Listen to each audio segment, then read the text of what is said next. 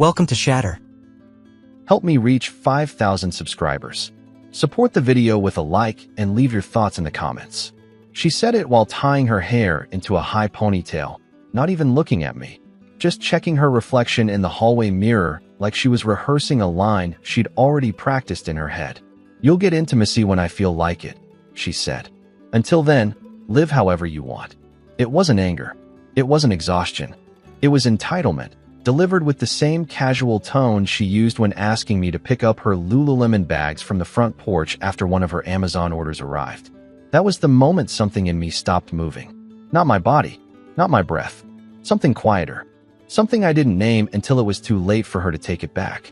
I stood there watching her adjust her gym top, the expensive one she said she needed for work, though she wore it more often on her days off. She kept talking about her morning class, about the new clients she'd be training, about the different kind of energy she'd been feeling lately. She didn't notice I wasn't responding. She didn't notice anything except her own glow, something sharper and brighter than I remembered. I assumed it was confidence. Later, I'd learn it had a different source. That evening, she breezed through the door with 2 Whole Foods bags in her arms, smelling like eucalyptus body spray and whatever luxury perfume her sister had given her for Christmas. She dropped the bags onto the counter and laughed at something on her phone before remembering I existed. She said the investor, her sister's rich friend who owned a chain of fitness studios, had stopped by her gym to check on the renovations. She said he complimented her dedication. She said he offered business advice.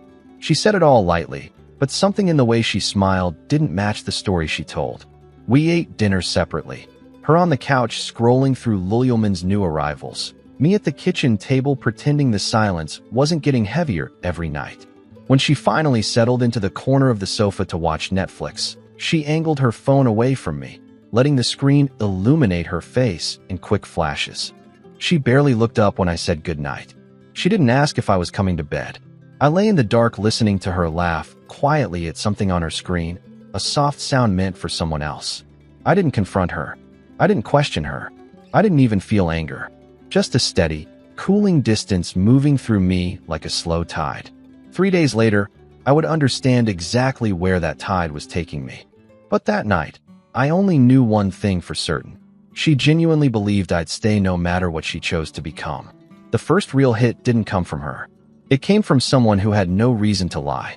I had driven over to her gym after my shift at the garage, planning to surprise her with dinner. Something simple from Whole Foods she always claimed tasted cleaner.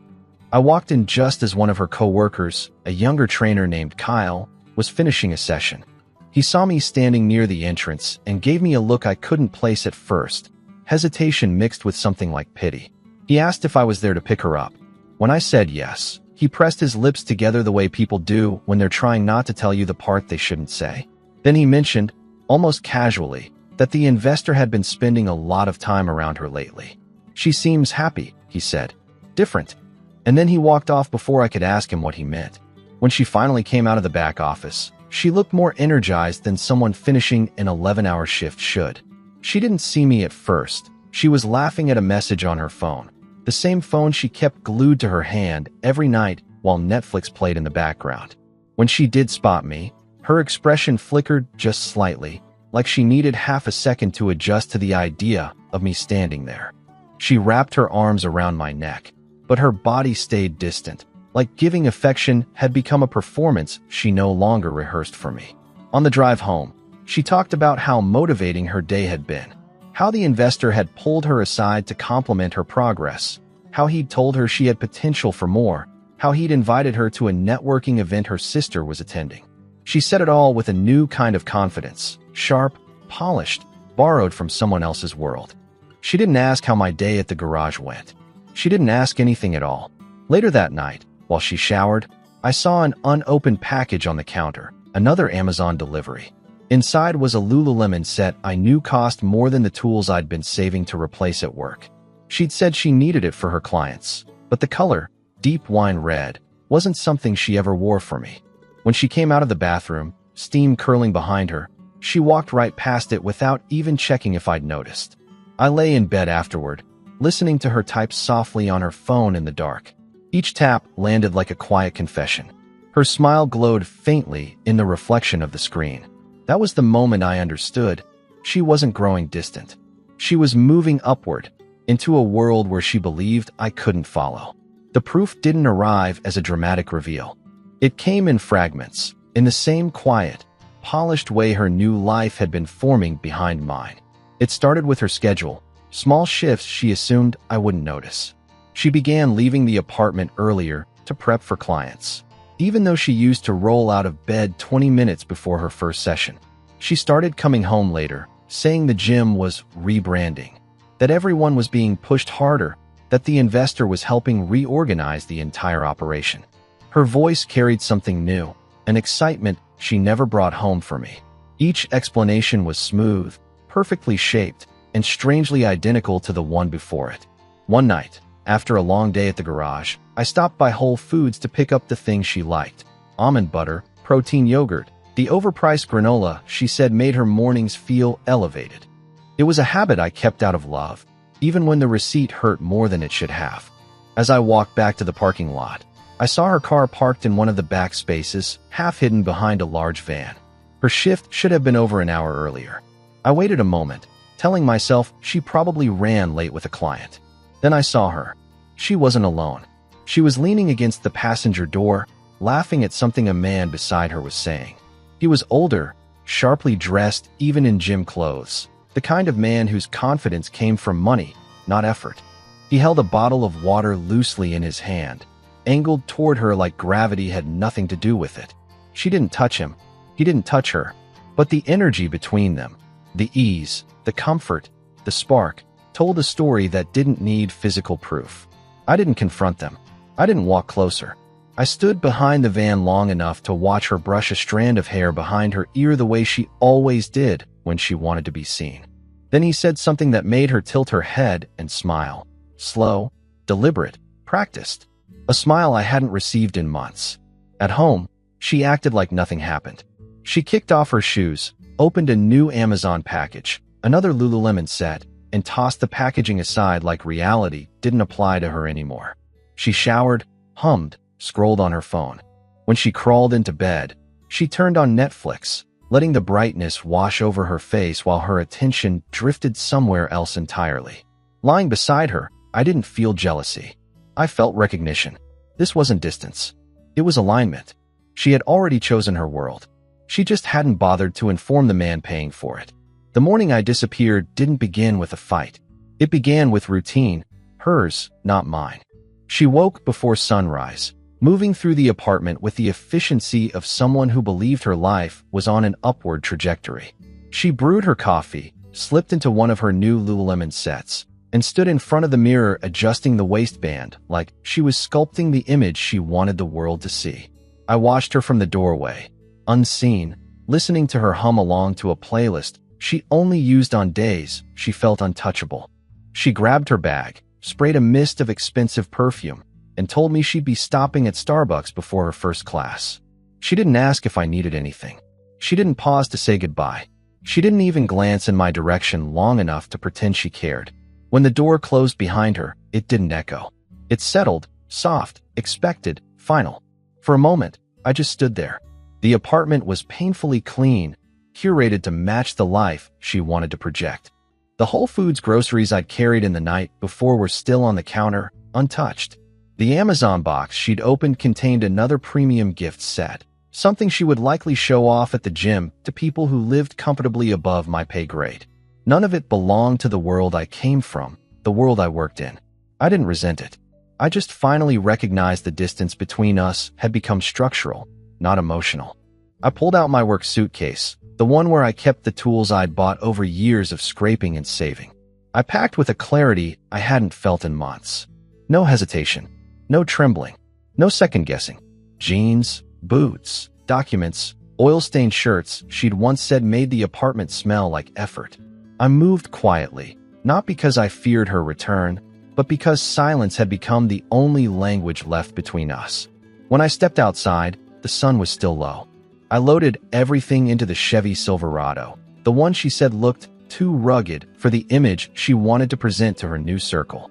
I sat there for a minute, letting the engine idle, watching the empty parking lot while my phone buzzed with notifications I didn't open.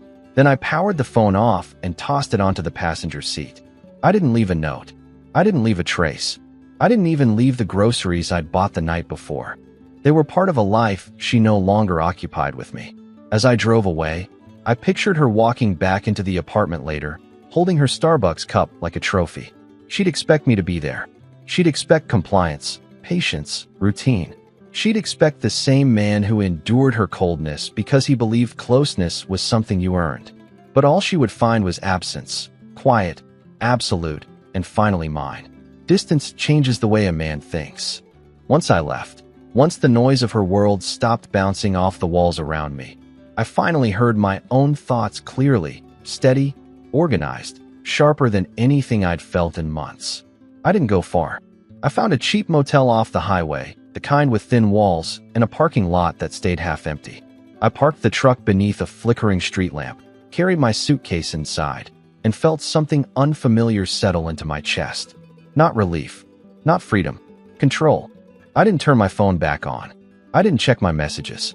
I didn't look at the social media accounts we used to share. Silence was cleaner than anything I'd felt living beside her, cleaner than the Whole Foods groceries I kept stocking to make her week easier, cleaner than the curated perfection she posted online. I sat on the motel bed, the air conditioner rattling against the window, and realized for the first time that I didn't miss her. Not the version she had become.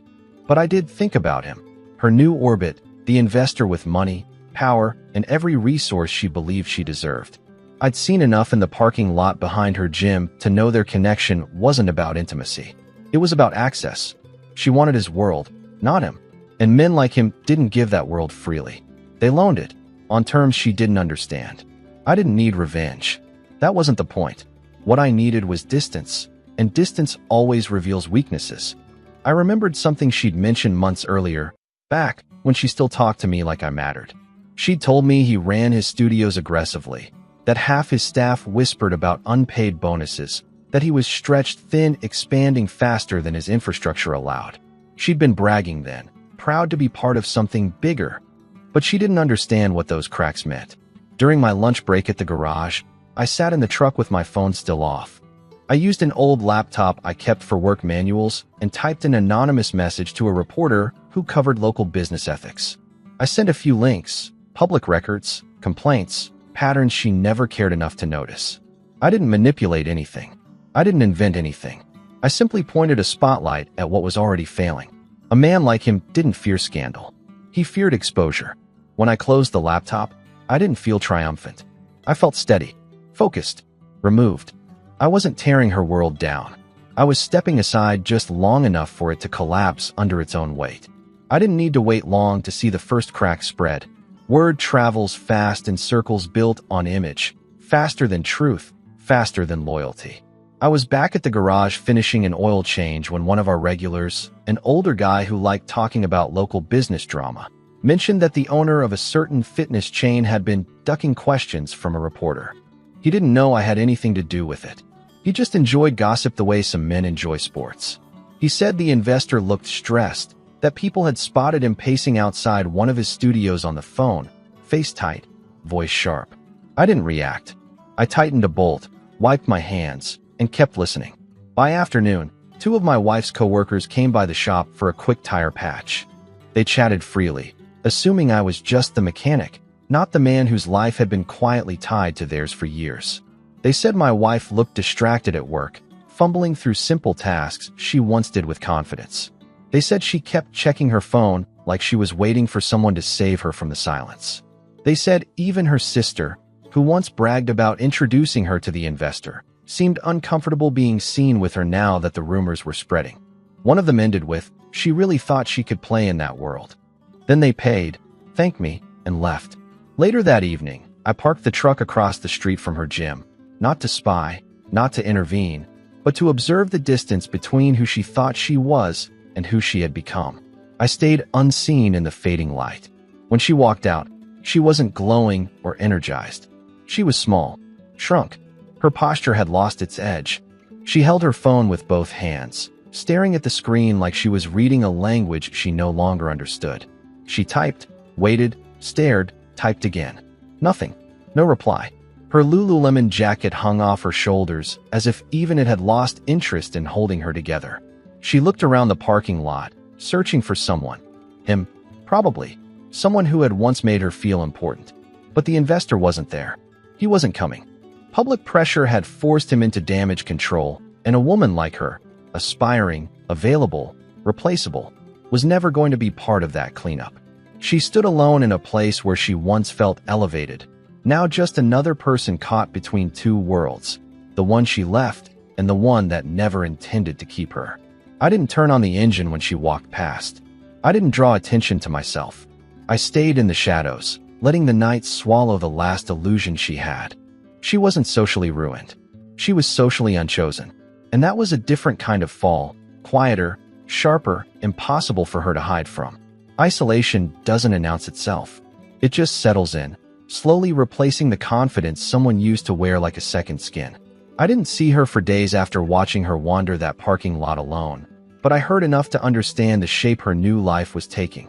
One of her clients, someone I used to see around the garage when she brought her car in, stopped by for a quick inspection. She mentioned my wife seemed off, quieter, unfocused, like she kept losing her place mid-sentence. She said the gym felt different now, like people were watching my wife with curiosity rather than admiration. No insults, no judgment, just distance. When I left work that night, I drove past her gym again, keeping the truck in the far row, out of the lights. I didn't expect to see her, but she appeared minutes later, stepping outside with a slowness that didn't match the woman I once knew. She had always walked with purpose, with direction, with an unspoken sense that eyes were on her. That confidence was gone. She stood near the entrance, scrolling her phone with a kind of desperation she couldn't mask. Her thumb hovered, hesitated, tapped, waited. Nothing. A group of trainers walked past her, people she used to chat with easily. They nodded politely, but none stopped. She tried to initiate conversation, her voice light but strained, and they gave the kind of replies people give when they don't want to invite more. Not cold, just distant. Careful. She stayed rooted in place long after they walked away. She eventually sat on a bench near the glass windows, pulling her Lululemon jacket tight around herself as if she could hide inside it. The same jacket she once wore like a badge now looked oversized, deflated. She checked her phone again. No messages. No missed calls. Not from him. Not from me. Not from anyone she used to orbit. Watching her there, I felt something I didn't expect. Not satisfaction. Not sympathy. Just understanding. Clear, level, steady. This was the part she never considered. When you build your identity around a world that isn't yours, the people inside it treat you like you're temporary. And when that world steps back, you're left exposed in a way no apology can soften. She looked around the lot once, twice, as if hoping for the familiar shape of my truck.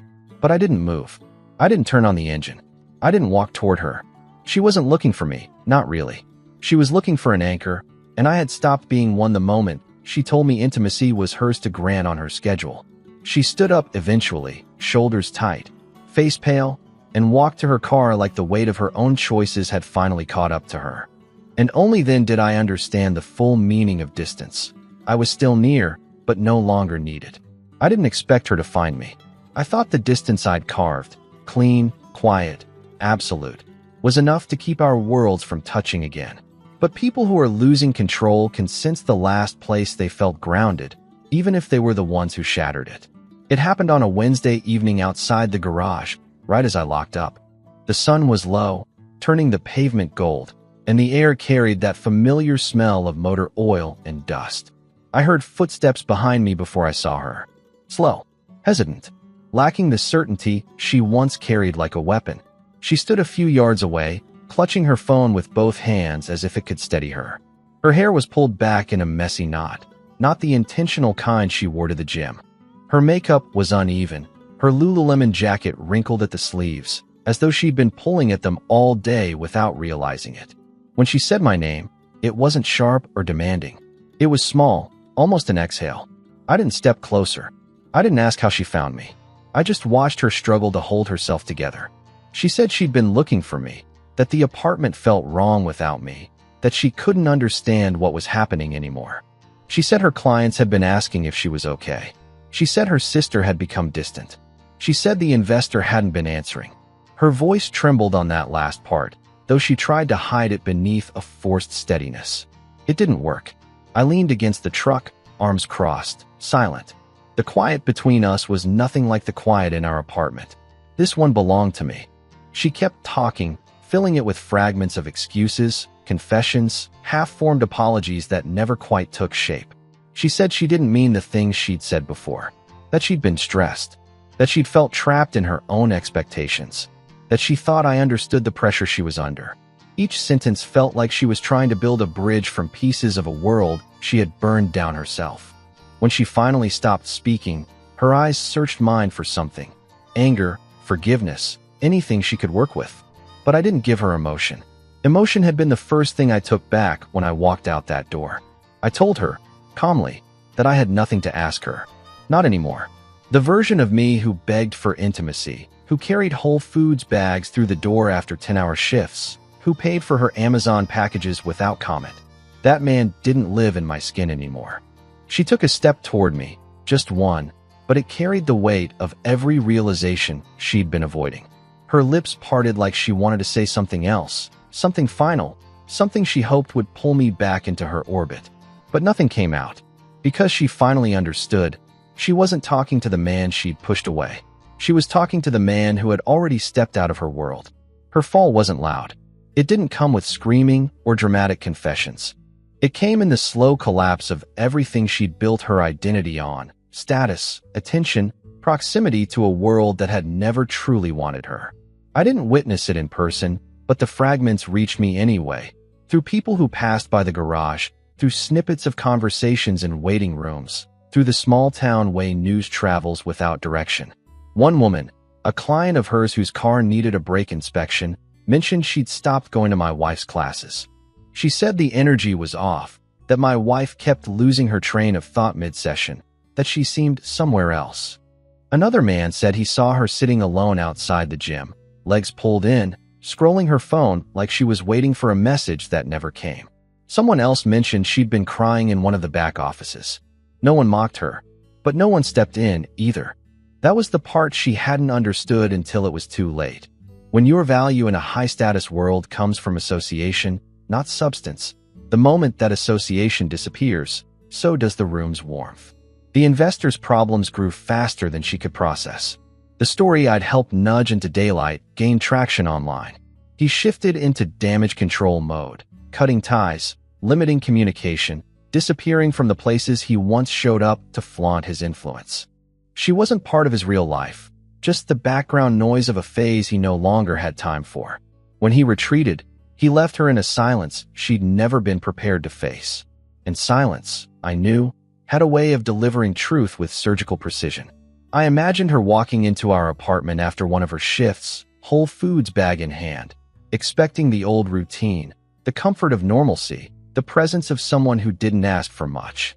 Instead, she must have seen the empty living room, the stripped-down closet, the missing documents, the clean break that she'd never considered possible. Maybe she turned on Netflix out of habit, only to sit alone in the glow while the illusion of her better life flickered back at her. Maybe she picked up the phone to text him, only to stare at the blank screen as the typing cursor never appeared. She had chosen a world because it sparkled. She hadn't realized how quickly polished surfaces crack when real pressure hits. I didn't feel satisfaction hearing about her unraveling. I didn't feel pity either. What I felt was distance, a calm, unshakable understanding that her collapse wasn't mine to carry, not anymore. She had walked into a life built on borrowed glamour, and when the lights dimmed, she faced the dark alone. The truth was simple. She hadn't lost me the day I left. She'd lost me the moment she believed I had nowhere else to go. I saw her one last time on a late Sunday afternoon, the kind of quiet day where the world feels slowed down, as if waiting for something to break or settle. I was outside the garage, wiping down a set of tools, ready to head back to the motel that had become my temporary home. The lot was empty except for my truck and a few aging sedans waiting for Monday appointments. I didn't hear her car pull in. I only heard the small, uneven sound of footsteps, hesitant, careful, stripped of the confidence she once carried like a shield. She stopped several feet away, as though afraid to get closer without permission. Her hair was tied loosely, strands falling around her face in a way that made her look years younger and years more tired. Her Lululemon jacket hung open, the sleeves stretched from being pulled nervously throughout the day. In her hand was a Starbucks cup, the drink untouched, the logo smudged from her grip. She looked at me the way a person looks at something they finally realize they can't afford to lose. She said my name softly, almost like a question. I didn't answer. I didn't step toward her. I didn't offer anything to make this easier. She tried again, voice trembling as she said she didn't understand how everything had fallen apart so quickly. She said she felt like she was sinking. She said she couldn't sleep in the apartment anymore, that every corner felt wrong, that even Netflix in the background didn't fill the silence. She said she had made mistakes but didn't realize the cost until the world she reached for turned its back on her. I didn't interrupt. I didn't rescue her from her own words. She kept talking, voice cracking as she admitted the investor had cut contact, that the people she thought were her friends now kept their distance, that her sister barely met her eyes. She said she missed the way I made life steady. She said she missed the calm. She said she missed me. When she finally ran out of words, she waited for me to step in, to bridge the distance, to give her something she could hold on to. But I didn't move. I let the quiet sit between us, heavy and honest. I told her the truth without raising my voice. I said I hadn't disappeared. I said I had simply stopped showing up in places where I wasn't respected. The words landed with a finality she couldn't soften. Her eyes filled, but she didn't cry. She just nodded, slowly, painfully, as if acknowledging a debt she couldn't repay. I walked to the truck, opened the door, and paused just long enough for her to understand the full weight of what came next. I wasn't leaving in anger. I wasn't leaving to punish her. I was leaving because I finally chose myself. And some choices, once made, don't get undone. What would you have done in my place? If the story hit you, leave a like. And don't forget to subscribe. It only gets stronger from here.